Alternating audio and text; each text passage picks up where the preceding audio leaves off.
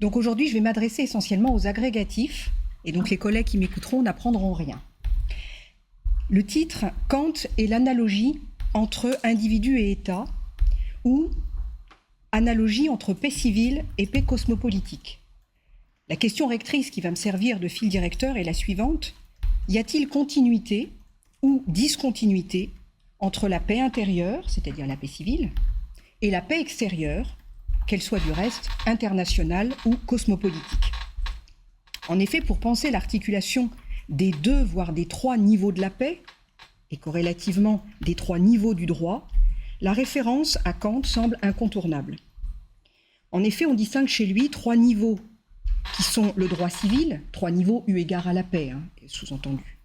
Premièrement, le droit civil, intérieur à l'État. Deuxièmement, le droit international, qui régit les rapports horizontaux entre les États. Et troisièmement, le droit cosmopolitique, supérieur au précédent, qui régit, quant à lui, les rapports verticaux des citoyens du monde aux États dont ils ne sont pas ressortissants. De fait, la philosophie kantienne du droit international et cosmopolitique de la paix a, on le sait, profondément influencé l'émergence des organisations juridiques internationales au service de la paix, qu'ont été l'ASDN et qu'est aujourd'hui l'ONU. Kant nous permet en particulier de penser l'articulation, le passage de la paix civile intérieure à un peuple-État à la paix internationale extérieure aux États, mais, par une autre facette, intérieure au monde, c'est-à-dire paix cosmopolitique universelle, idéalement étendue à tous les États de la Terre. Avec pour question sous-jacente à cette philosophie du droit de la paix, la pacification des relations entre États signifie-t-elle l'abolition de toute frontière, c'est-à-dire de toute altérité ou extériorité, comme dans un super-État mondial souverain? Autre question, le pacifisme juridique de Kant, que ce soit au niveau civil ou au niveau international, implique-t-il le refus radical de tout risque de guerre, de toute probabilité de guerre?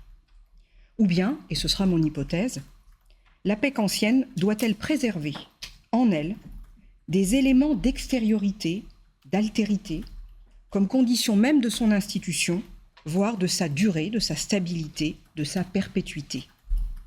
Et surtout, ce sera la troisième question qui va me servir ici donc de fil directeur, y a-t-il continuité, y a-t-il identité parfaite ou ressemblance imparfaite, ou discontinuité, sous la forme d'une simple analogie, entre les structures juridiques de la paix intérieure et celles de la paix extérieure? Autrement dit, un État est-il identique ou simplement analogue à un individu? Et je me propose, pour répondre à ces questions, de parcourir la pensée kantienne de la paix en trois temps, au prisme donc de cette articulation paix civile, paix internationale. Dans un premier temps, j'envisagerai la tentative, voire la tentation de Kant, de penser une continuité de la paix civile à la paix internationale, et la supposition qui a été la sienne d'une homogénéité relative entre les solutions juridiques de la paix intérieure et les solutions juridiques de la paix extérieure. Puis, dans un second temps, j'examinerai le repli quasi immédiat de Kant sur une simple analogie entre paix intérieure et paix extérieure. Non plus similitude entre ces deux niveaux de paix et ces deux niveaux du droit, mais une simple analogie, c'est-à-dire, dans le vocabulaire de Kant, je le rappelle, une analogie, c'est une identité de rapport. Ce n'est pas une ressemblance entre deux choses, c'est une identité de rapport entre quatre choses. Ce que A est à B, c'est l'état D, qui prend la forme d'une proportionnelle mathématique. Et on verra que dans ce repli prudent sur une simple analogie entre individu et État, entre paix civile et paix internationale, Kant est amené à refuser l'hypothèse qu'il avait d'abord effleurée d'un super-État mondial sans frontières, qu'il soit monarchie ou république, qui serait de nature à préserver la paix mondiale. Enfin, et dans un troisième temps, on verra comment Kant admet au moins un ressort commun entre la paix intérieure et la paix extérieure, et corrélativement donc entre le droit civil et le droit international. Quel est ce ressort? La vraie paix doit être, dit Kant, une paix armée.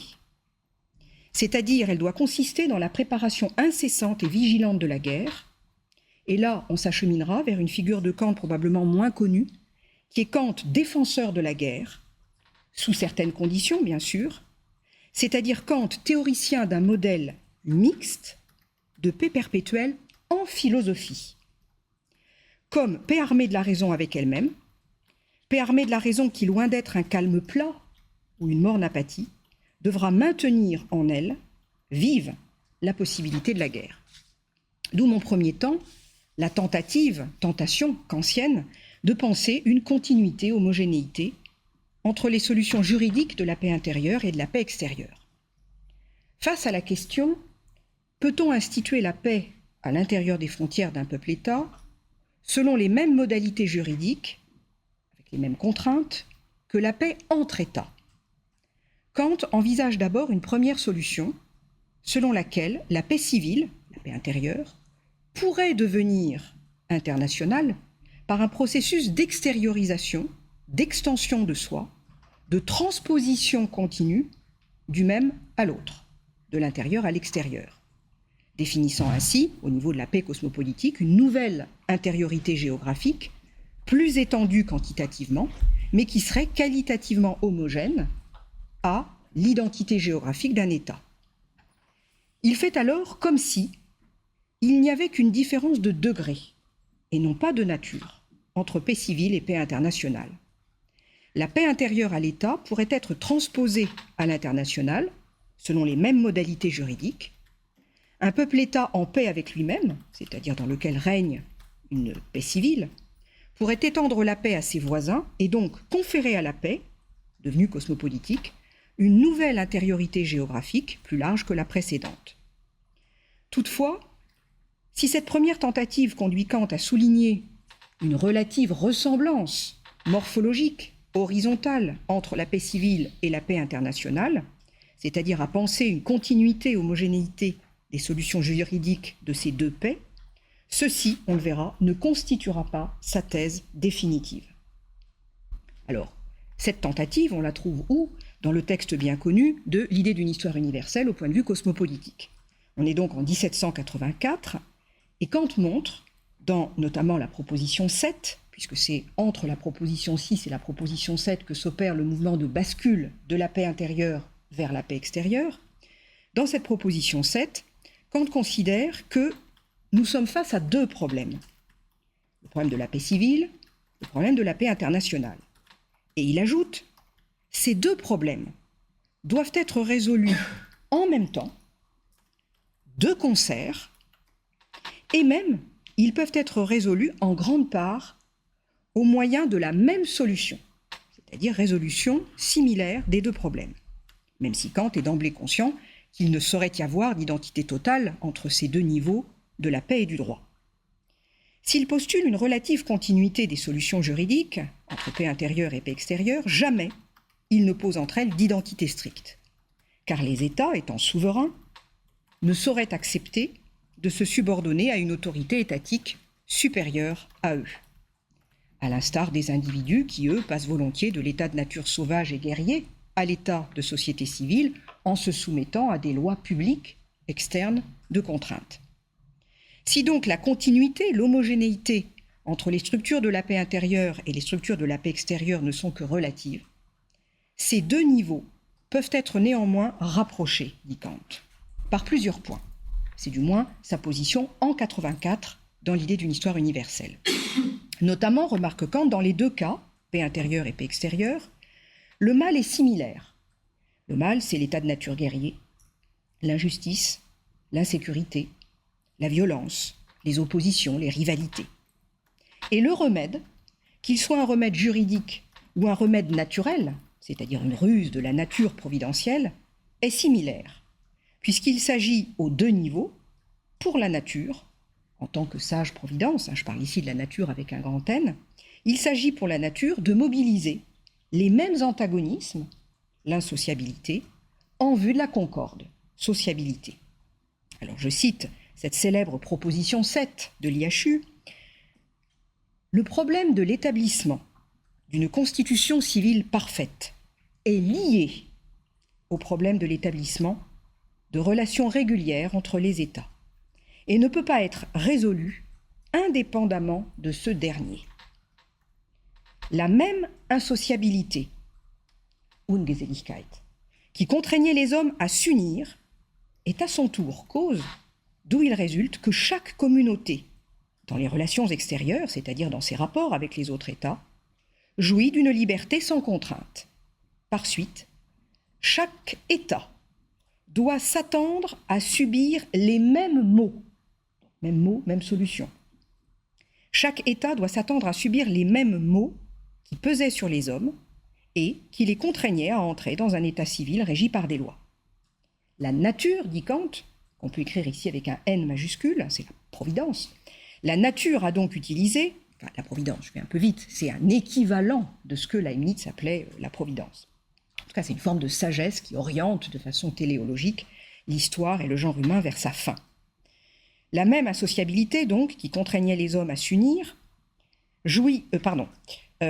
dans les relations extérieures, c'est-à-dire dans ses rapports avec les autres États, jouit d'une liberté sans contrainte. Par suite, chaque État doit s'attendre à subir les mêmes maux qui pesaient sur les hommes et les contraignaient à entrer dans un État civil régi par les lois.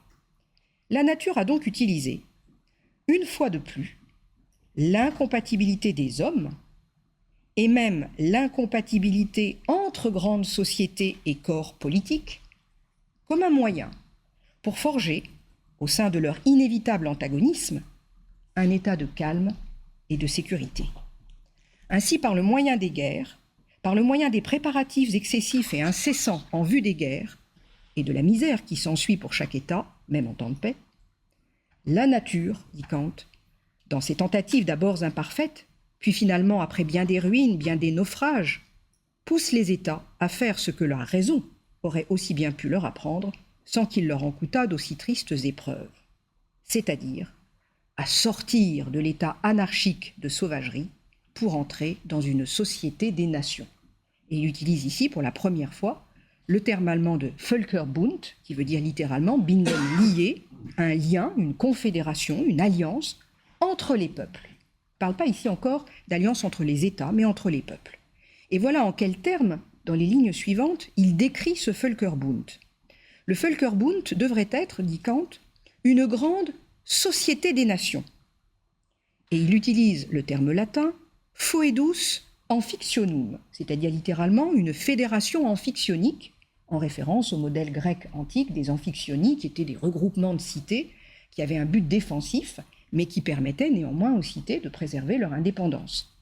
Donc c'est ce modèle de l'amphictyonie grecque que Kant a en tête lorsqu'il identifie le Völkerbund, future Société des Nations des années 20, au foedus amphicyonum des Grecs. Et il le décrit, ce corps confédéral, confédératif, ce corps qui est fondé sur l'alliance des peuples-États, comme reposant sur une force unie et sur une décision prise en vertu, dit Kant, des lois fondées sur l'accord des volontés. Fin de citation. Et il ajoute quelques lignes plus loin que seule cette issue est possible, au-delà, je dirais, de la misère des guerres, au-delà de cette épreuve du négatif qu'est la guerre. Les hommes se plongent, dit Kant, les uns les autres, dans cette misère de la guerre, pour mieux forcer ensuite les États à adopter la résolution que, dit Kant, l'homme sauvage, c'est-à-dire l'individu, avait jadis acceptée tout aussi à contre-cœur, c'est-à-dire de renoncer à sa liberté pour entrer sous le règne des lois. Et donc on le voit en 84, la première solution qu'envisage Kant souffre d'une ambiguïté, qui la fragilise évidemment.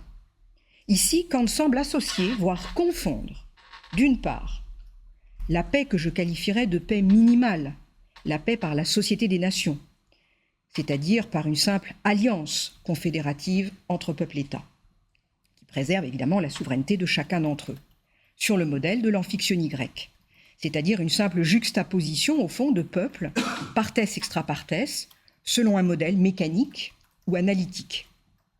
Et d'autre part, une paix que j'appellerais maximale, une paix intégrative, celle qui se ferait par un super-État mondial, par une civitas gentium, c'est l'expression qu'il utilise alors, c'est-à-dire littéralement une cité des nations, ou on pourrait traduire un État des États, un super-État qui engloberait tous les autres, selon un modèle, cette fois-ci, organique et synthétique. Non plus analytique et mécanique, mais synthétique et organique, à l'instar par exemple d'un État fédéral comme les États-Unis d'Amérique. Et donc Kant, en 1984, ne manifeste encore aucune préférence pour l'un ou l'autre de ces deux modèles. Il y a une sorte d'équivalence entre ces deux possibilités, laissant penser que le modèle maximal d'un État mondial pourrait être de nature à garantir la paix mondiale. Pourtant, très vite, et j'en viens à mon deuxième temps, Kant va se replier sur une solution que certains jugeront plus prudente, mais aussi plus réaliste, qui est donc une solution minimale, en admettant non plus une identité, ni même une ressemblance, mais une simple analogie entre paix intérieure civile et paix extérieure internationale, c'est-à-dire une simple analogie entre individus et États. Ce qui justifie cette simple analogie, c'est l'impossibilité et le caractère non souhaitable, voire ruineux, d'une paix par un super-État mondial. Que celui-ci soit une monarchie universelle ou une république universelle, peu importe ici aux yeux de Kant. Dans les deux cas, monarchie ou république universelle, ces deux types de super-États comprennent en eux un danger majeur, qui est celui de nier le principe de souveraineté, lequel est pourtant constitutif de la définition même d'un État. Ce repli de Kant vers une solution minimale se construit, me semble-t-il, en 4 actes, dont attestent 4 textes successifs, que je vais essayer de mentionner, et qui jalonnent les années 1790. Kant, en effet, affermit peu à peu, à travers ces 4 textes cardinaux, de manière très cohérente, sa conviction que paix civile et paix internationale supposent des structures juridiques hétérogènes, et que les États ne sont pas des individus, quoi qu'il leur soit analogue. L'un des premiers textes où Kant exprime cette méfiance pour les projets de paix qui passent par un État mondial, c'est-à-dire qui passent par l'institution de lois publiques externes de contrainte, semblables aux lois civiles, date de 1793. Donc petit 1, si vous voulez, théorie et pratique. C'est le texte donc de 1793, et je voudrais citer un bref extrait de la troisième section qui s'intitule « Du rapport de la théorie à la pratique dans le droit des gens considéré au point de vue cosmopolitique ». Kant, dans cette troisième section, s'en prend à ce qu'il appelle un idéalisme utopique, maximaliste évidemment, que l'on trouve selon lui dans les projets de paix de Rousseau et de l'abbé de Saint-Pierre dont il a été question hier. Or Kant juge ces deux projets de paix trop proches du modèle maximaliste d'un État des États, c'est-à-dire d'une république mondiale.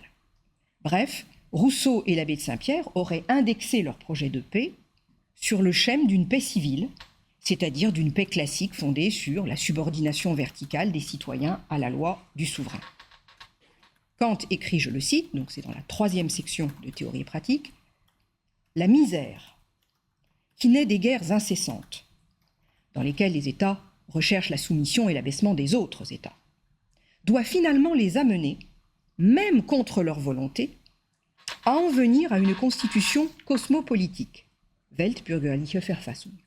Ou bien, si un tel état de paix universel est encore plus dangereux pour la liberté, puisqu'il conduit au plus terrible despotisme, cette misère de la guerre, n'en doit pas moins les contraindre à une condition qui, pour n'être pas une république cosmopolitique sous un chef, est cependant une condition juridique de confédération selon un droit des gens concerté en commun. » Je saute quelques lignes et Kant conclut « Le projet d'un État, avec un E majuscule, universel des peuples, au pouvoir duquel devraient librement consentir tous les États pour obéir à ses lois, peut bien rendre un son agréable dans la théorie d'un abbé de Saint-Pierre ou d'un Rousseau. Cependant, il ne vaut pas pour la pratique. Et il a été moqué de tout temps par de grands hommes d'État comme une idée puérile et pédante sortie tout droit de l'école. » Fin de citation. On le voit donc dès 1993, Kant ne croit plus en une pacification par un unique État mondial, fût-il une république mondiale. L'année suivante, il enfonce le clou dans une petite note, assez rarement commentée, d'un ouvrage qui pourtant ne porte pas explicitement sur le thème de la paix. Donc, mon petit 2, deuxième texte, « La religion dans les limites de la simple raison ». On est en 1794, dans la première partie, chapitre 3, Kant ajoute une petite note où il se démarque clairement de la position qui était la sienne dans l'idée d'une histoire universelle de 84. Kant, désormais, creuse l'écart, voire ce qu'on pourrait qualifier d'hiatus, entre les modalités juridiques de la paix civile et celles de la paix internationale. Alors que les individus, passant de l'état de nature guerrier à l'état de paix civile, acceptent de se subordonner à un souverain et à ses lois publiques externes de contrainte, les États, dit Kant, eux, qui ne sont que des analogues d'individus, sont viscéralement attachés à leur souveraineté. Ce qui les empêche de se subordonner à un État souverain au-dessus d'eux, à une structure contraignante légale au-dessus d'eux. La paix interne au monde terrestre, c'est-à-dire au monde, ici la paix cosmopolitique, ne saurait se faire au prix d'un abandon de la part des États de leur souveraineté. Car pour un État, admettre une souveraineté au-dessus de lui, admettre un super-État mondial donc, que ce soit une monarchie ou une république, peu importe, reviendrait à abolir son autonomie intérieure et son indépendance vis-à-vis de l'extérieur. En particulier, une monarchie mondiale, et là Kant va laisser un peu de côté l'idéal d'une Weltrepublik, comme s'il lui laissait encore une chance de valoir. Et il va s'attaquer au maillon faible, c'est-à-dire évidemment la monarchie universelle, que serait donc un État despotique ou un empire mondial. Pourquoi il s'attaque d'abord à la monarchie mondiale? Parce que c'est le maillon faible évidemment, mais parce que la monarchie mondiale correspond, dit Kant, à une tendance innée et naturelle des États. Il y a une tendance naturelle des États à l'hégémonie, et donc ils vont tendre plus volontiers à la monarchie mondiale qu'à la République mondiale. Et il va montrer dans cette petite note qu'à supposer qu'une monarchie mondiale soit un jour instituée, eh bien elle finirait toujours nécessairement par se désagréger, sous le coup des souverainetés étatiques qu'elle a voulu étouffer. Les États opprimés finiraient toujours par réintroduire la guerre au sein de cet empire impérial. Si Kant focalise ici sa critique sur les dangers, non pas tant d'une Weltrepublik, pas encore, mais sur les dangers d'une monarchie mondiale, c'est précisément parce qu'elle correspond à la tendance innée des États à l'impérialisme. C'est-à-dire qu'il y a une inclination naturelle des États à dominer unilatéralement leurs voisins, comme en attestent les guerres d'annexion, voire des États plus éloignés géographiquement, comme en attestent les colonisations. Alors je cite cette petite note. Tout État, chaque fois qu'il en existe un autre à ses côtés, dont il peut espérer se rendre maître, tend à s'agrandir en se l'assujettissant. Il tend par suite à la monarchie universelle, c'est-à-dire à une constitution où toute liberté, et avec elle la vertu, le goût et la science, devraient disparaître. Toutefois, ce monstre, après avoir absorbé tous ses voisins, se désagrège enfin de lui-même, se divisant, à la suite d'insurrections et de discordes, en beaucoup d'États plus petits, qui, au lieu de tendre à une société d'États, c'est-à-dire à une république de peuples libres et alliés, recommencent de nouveau, chacun le même jeu, pour que la guerre, ce fléau du genre humain, ne cesse pas. Fin de citation. De nouveau, en 1995, un an plus tard, Kant va confirmer sa position de repli du Völkerstaat, c'est-à-dire d'un État des peuples, vers un Völkerbund, c'est-à-dire une association ou une confédération ou une alliance des peuples, en réaffirmant une simple analogie entre État et individu, et en réaffirmant son refus d'une paix impériale sur le modèle de la Pax Romana par le haut. Petit c ou petit 3, troisième texte, le projet de paix perpétuelle. On trouve en effet un écho de cette position, donc on est cette fois-ci en 1795, et je cite le 6e article préliminaire en vue de la paix perpétuelle. Deux mots sur le contexte de cet article. Ce 6e article souligne l'inadéquation de la métaphore familiale appliquée aux relations entre États. Ni en temps de paix, ni en temps de guerre, le droit international n'autorise à identifier les États à des individus. Un État, loin d'être un individu, plus grand ou plus puissant, n'est qu'un analogue d'individu, c'est-à-dire un individu pensé symboliquement par analogie. Si par certains points l'État ressemble à un individu, par d'autres il s'en distingue absolument. De sorte que les États ne peuvent pas, par exemple, contracter entre eux les mêmes liens que ceux que contractent les individus, par exemple dans la sphère familiale. Si les individus ne peuvent s'acheter les uns les autres contre argent, ils peuvent en revanche, dit Kant, se marier les uns avec les autres, constituer des familles, hériter les uns des autres. Or, achat, mariage et héritage sont strictement impossibles dans le cas des États, par définition souverains. S'il y a donc homogénéité ou ressemblance partielle entre la paix intérieure et la paix extérieure, ce n'est pas une identité, mais c'est seulement une analogie, c'est-à-dire une identité de rapport, ou, je cite deux définitions techniques que Kant nous donne d'une analogie. On trouve une définition dans la critique de la raison pure. Une analogie, c'est une égalité de rapport de qualité. Ou encore, autre définition qu'il donne dans les prolégomènes à toute métaphysique future, au paragraphe 56, une analogie, c'est une ressemblance parfaite entre deux choses complètement différentes. Ce n'est pas une ressemblance entre deux choses, c'est une ressemblance parfaite entre deux choses complètement différentes. L'analogie État-individu, ou paix intérieure, paix extérieure, permet ainsi de maintenir une certaine hétérogénéité au sein de l'homogénéité entre ces deux niveaux de paix. En bref, c'est la pensée de type analogique ou symbolique qui permet à Kant de penser à la fois, tout en un, dans un même geste, la ressemblance et la dissemblance, l'identité et l'altérité entre ces deux niveaux de la paix. Selon ce 6e article, il ne saurait pas davantage y avoir de mariage entre des États souverains. Donc il n'y a pas de punition entre les États souverains possible, dit Kant d'abord. Par exemple, dans une famille, un père peut punir son fils, mais dans la sphère des relations internationales, c'est impossible. Aucun État ne peut prendre une sanction contre une autre, en tout cas de façon unilatérale. Il ne peut le faire qu'en passant par la Société des Nations dont les États sont membres. Mais il ne peut le faire que par ce passage, si je puis dire, au plan supérieur. Il ne saurait pas davantage y avoir de mariage entre les États comme il y en a entre les individus. Kant condamne ici toute visée de possession de la part d'un État dominant qui, par achat ou conquête, entend accroître son territoire et ses richesses en annexant un autre État. De sorte que pour lui, l'annexion, la conquête, la colonisation d'un État par un autre sont impossibles en droit international.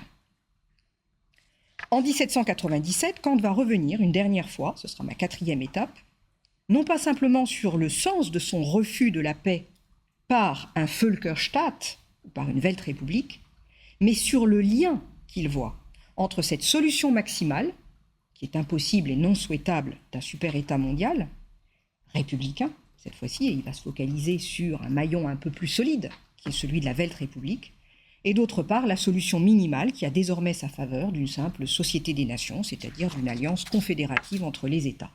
C'est mon 4e et dernier texte, la doctrine du droit, donc on est en 1797, les paragraphes 53 et 54. Dans ces deux paragraphes, Kant va affirmer explicitement son refus d'un super-État mondial, quand bien même celui-ci serait républicain. En effet, pour lui, tout se passe comme si la Weltrepublik était une fausse bonne idée. Il considère comme impossible, et même comme mortifère et comme ruineuse, toute paix mondiale qui serait imposée verticalement par un unique super-État, quand bien même il serait républicain, et quand bien même il serait une association républicaine de républiques. Après avoir hésité un temps entre Weltrepublik et Société des Nations, il en vient à l'idée qu'il faut renoncer à cette Weltrepublik, qui est au fond aussi ruineuse que la monarchie mondiale. Car elle ruine, premièrement, le principe de souveraineté des États, mais elle ruine aussi, deuxièmement, principe tout aussi important à ses yeux, le principe de multiplicité différenciée des États, ce qu'on appellerait aujourd'hui le principe de multilatéralisme. Le modèle de la paix intérieure civile, fondé sur une subordination verticale des citoyens aux souverains, doit donc différer, non pas simplement quantitativement, mais qualitativement, du modèle de la paix extérieure cosmopolitique, lequel ne peut être fondé que sur une coordination horizontale des peuples-États, via une confédération des peuples-États libres. Seulement, cette solution la solution de la SDN, est minimale, pour plusieurs raisons. D'abord, elle est minimale parce qu'elle est fondée, dit Kant, seulement sur un accord pathologiquement extorqué des volontés, c'est-à-dire sur un accord pragmatique. C'est les États qui doivent bien calculer leur intérêt, et s'ils y ont intérêt, ils adhèrent à la SDN. S'ils n'y ont pas intérêt, ils se retirent. Donc ça fragilise évidemment cette structure de paix. Ensuite, parce que cette structure qu'est la SDN, elle ne peut valoir que pour un temps déterminé. Elle a pour vocation évidemment à assurer une paix durable, mais elle n'est pas éternelle. Elle est au plus perpétuelle, mais elle n'est pas éternelle. Pour une raison simple, c'est que le calcul pragmatique de son intérêt propre peut différer dans le temps, et qu'un État peut avoir à un moment donné intérêt à rentrer dans la SDN, et puis peu de temps après, ne plus y avoir intérêt. Et enfin, elle est limitée géographiquement. C'est-à-dire que pour Kant, on le verra, la SDN a pour validité d'avoir toujours une extériorité, puisqu'elle est une alliance défensive contre un extérieur hostile. S'il n'y a plus d'extérieur hostile, si on invente une paix cosmopolitique universelle radicale qui englobe tous les États de la Terre, il n'y a plus d'hostilité possible, il n'y a plus de menace, et donc la SDN perd finalement de son sens et de son utilité. Donc la paix cosmopolitique, fondée sur une alliance des États, est par nature éphémère et limitée dans l'espace. De plus, cette alliance des peuples, telle que Kant l'évoque dans la doctrine du droit, est, je l'ai dit, géographiquement limitée. Elle doit préserver son intériorité face à une extériorité, face à un ennemi potentiel, de sorte qu'elle ne vaut précisément que si elle maintient hors d'elle l'extériorité des puissances ennemies. Elle n'est donc pas encore, et elle ne peut pas être, une alliance véritablement universelle de tous les États de la Terre. Alors je cite Kant, c'est dans le paragraphe 53. Une alliance des peuples, Völkerbund, est nécessaire, par laquelle ils s'engagent à ne pas s'immiscer dans les dissensions intestines les uns des autres, mais à se protéger mutuellement contre les attaques d'un ennemi extérieur. Cependant, l'alliance ne doit supposer aucune puissance souveraine, comme dans une constitution civile, mais seulement, dit Kant, une liaison, entre parenthèses, confédération, qui peut, en tout temps, être dénoncée et qui doit donc être renouvelée de temps à autre. Fin de citation. Alors pardonnez-moi, j'ai dit que c'était le paragraphe 53, c'est le paragraphe 54. Les peuples-États sont donc analogues à des individus, dans l'état de nature à juridique, et ils se lèsent les uns les autres dès lors qu'ils coexistent, les uns à côté des autres. Mais, dit Kant, avec le temps, c'est en tout cas l'espoir qu'il nourrit, chacun finira par exiger de l'autre, pour assurer sa propre sécurité, c'est-à-dire en vue du calcul maximal de son bonheur propre, chaque État avec le temps finira par exiger de l'autre qu'il entre avec lui dans une constitution analogue à une constitution civile. Je cite Kant, « Cela serait une alliance des peuples, Völkerbund, mais ce ne devrait pas être pour autant un État des peuples, Völkerstaat. Il faut qu'il y ait une alliance d'une espèce particulière, dit Kant, qu'on peut nommer l'alliance de paix, Foedus Pacificum. Cette alliance ne vise pas à acquérir une quelconque puissance politique, je cite toujours, mais seulement à conserver et assurer la liberté d'un État pour lui-même et en même temps celle des autres États alliés, sans que pour autant ces États puissent se soumettre, comme des hommes à l'état de nature, à des lois publiques et à leurs contraintes. Cette idée de confédération doit progressivement s'étendre à tous les États et conduire ainsi à la paix perpétuelle. Et ce texte se finit sur la juxtaposition de deux arguments. Le premier argument, qui nous laisse penser que la Weltrepublik a tout de même tenté à un moment donné Kant. Premièrement, donc, c'est moi qui mets premièrement, c'est pas dans le texte, aux États, la raison ne peut pas suggérer d'autre manière de sortir de cet État sans loi ne contenant que la guerre que celle de s'accommoder, comme des particuliers renonçant à leur liberté sauvage, de lois publiques de contrainte et de constituer ainsi un État des peuples, Völkerstaat, qui rassemblera finalement tous les peuples de la Terre. Donc on croit ici que la Weltrepublik a encore une chance aux yeux de Kant. Mais, et ça c'est le deuxième temps de l'argumentation, que j'appelle le temps de repli, comme ces peuples n'en veulent pas, seul l'équivalent négatif, il dit en allemand le Surrogat, c'est-à-dire un équivalent compensatoire mais négatif, seul l'équivalent d'une alliance permanente, protégeant de la guerre et s'étendant toujours plus loin, peut, à la place de l'idée positive d'une Weltrepublik, retenir l'inclination guerrière. Fin de citation. Et donc, quand ici, ce repli du Völkerstaat, fût-il une Weltrepublik, calé sur le modèle d'une société civile, sur une simple alliance confédérative, Völkerbund, de peuples-États souverains. Plus généralement, il refuse que la paix cosmopolitique cède à la logique d'une intériorisation radicale, absolue et sans limite. La paix cosmopolitique, pour être durable, doit intégrer en elle des éléments d'extériorité, même si, par l'alliance confédérative des États, elle instaure une forme d'intériorité minimale en instaurant une communauté juridique minimale. Kant ne veut pas, en tout cas, d'une paix cosmopolitique qui soit trop intérieure. Et là, je vous renvoie à la très belle analyse qu'a donnée du projet de paix perpétuelle Geoffroy Bennington dans Frontières kantiennes, qui a été publié en 2000. Dans un État mondial, qu'il soit monarchie ou république, peu importe ici, non seulement les souverainetés étatiques seraient abolies, mais toutes les différences culturelles et toutes les frontières. Or, la paix, même universelle, a besoin de différences. Elle doit maintenir en elle l'altérité.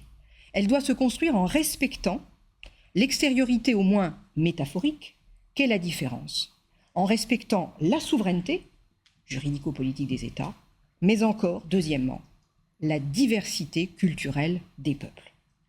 En pensant le passage de la paix civile à la paix cosmopolitique, Kant soulève plus largement le problème de la frontière entre intérieur et extérieur.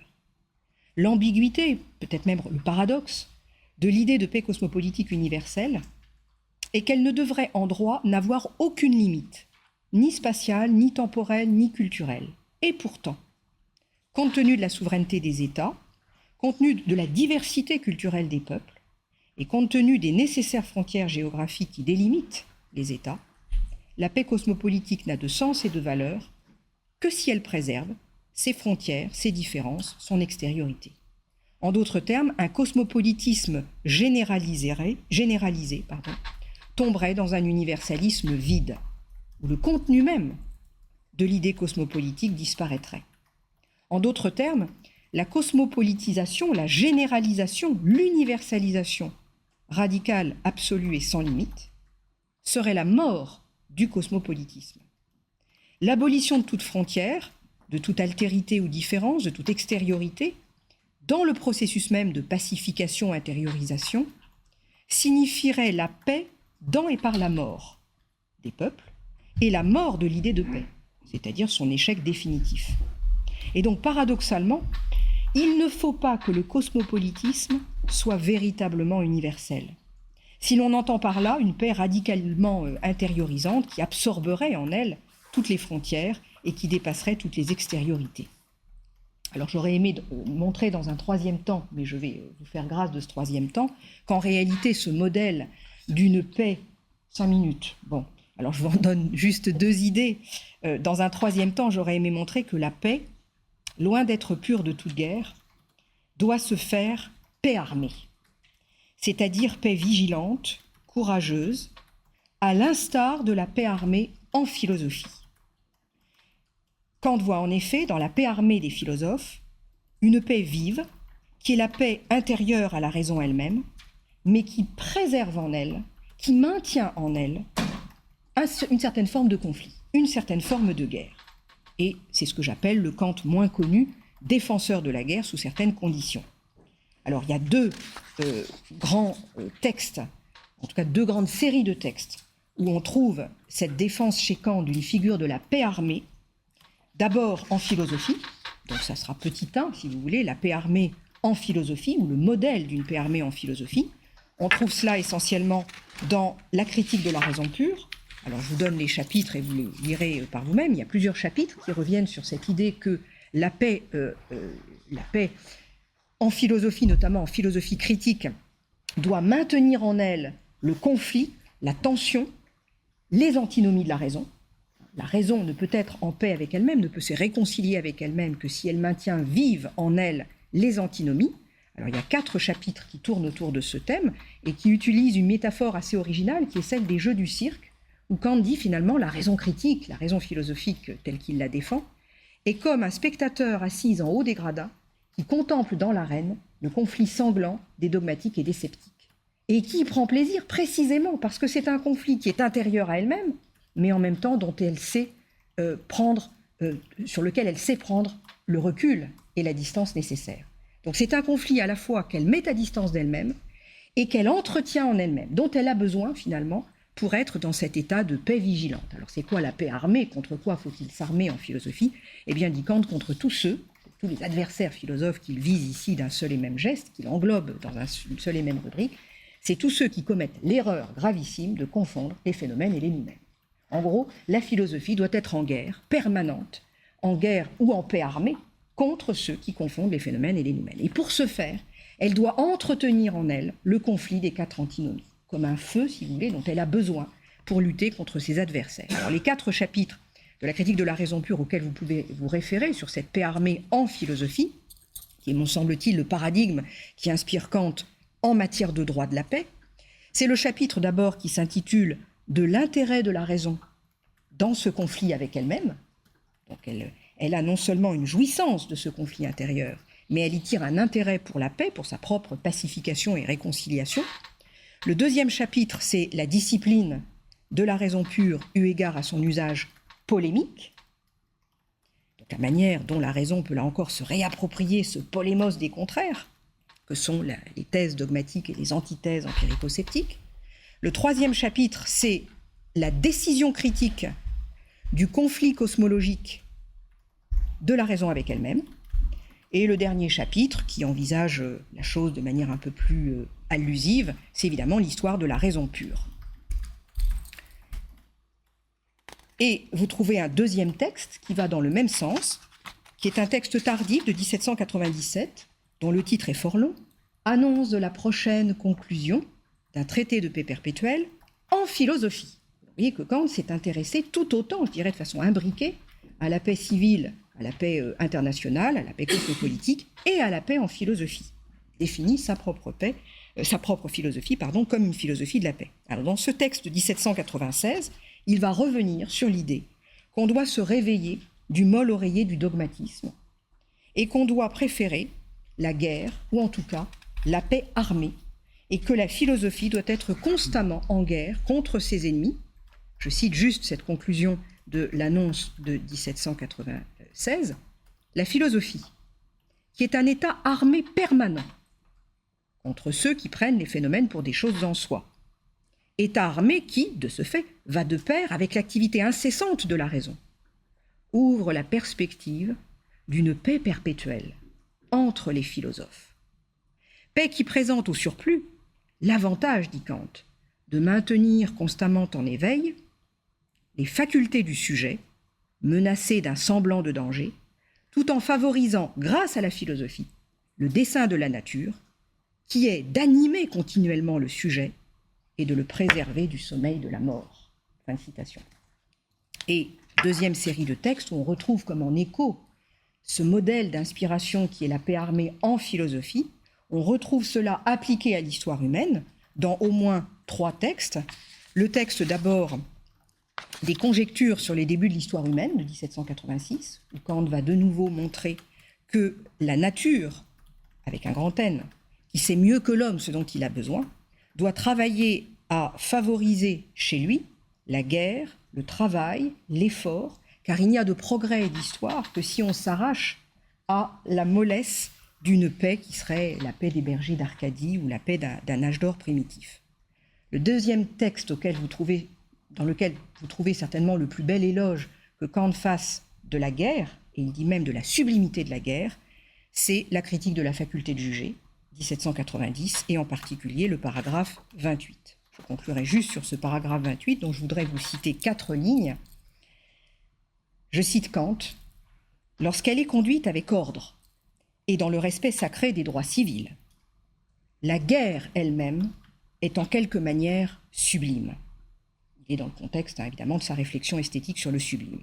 Et la guerre rend du même coup la manière de penser d'un peuple qui l'a conduit ainsi d'autant plus sublime qu'il s'est exposé à de plus nombreux dangers, auxquels il a su faire face courageusement.